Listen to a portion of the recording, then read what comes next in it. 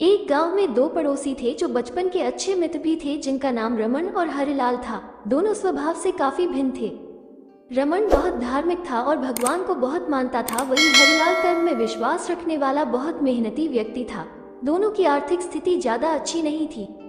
एक बार दोनों ने मिलकर अपनी परिस्थितियां बदलने के लिए भागीदारी में थोड़ी जमीन खरीदी। उनका विचार था कि इस जमीन में वो अच्छी फसल उगाकर उसको बेचेंगे और अच्छा धन कमाएंगे। अब समय था फसल पाने के लिए खेत में मेहनत करने का।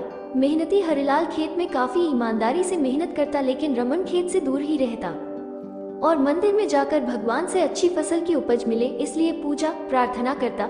समय बीतता गया और कुछ समय बाद खेत की फसल पककर अच्छे से तैयार हो गई। इस फसल को दोनों ने व्यापारी को बेच दी, जिसके बदले उन्हें व्यापारी से काफी पैसे मिले।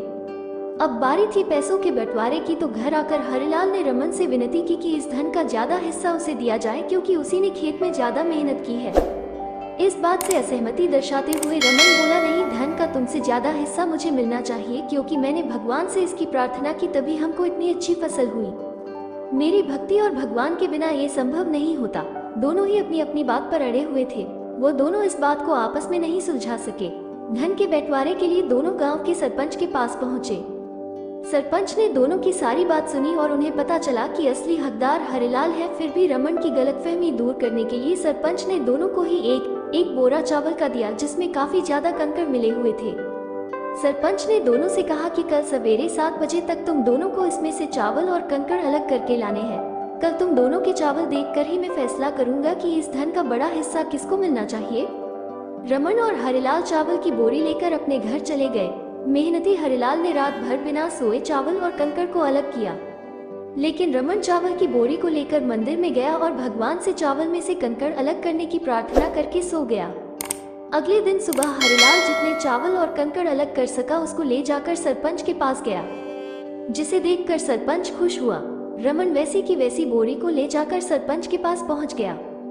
सरपंच ने रमन से कहा कि दिखाओ तुमने कितने चावल साफ किए हैं। रमन ने कहा कि मुझे अपने भगवान पर पूरा भरोसा है कि उन्होंने सारे चावल साफ कर दिए होंगे। जब उसकी चावल की बोरी को खोला गया तो उसमें चावल और कंकड़ वैसे के वैसे ही थे।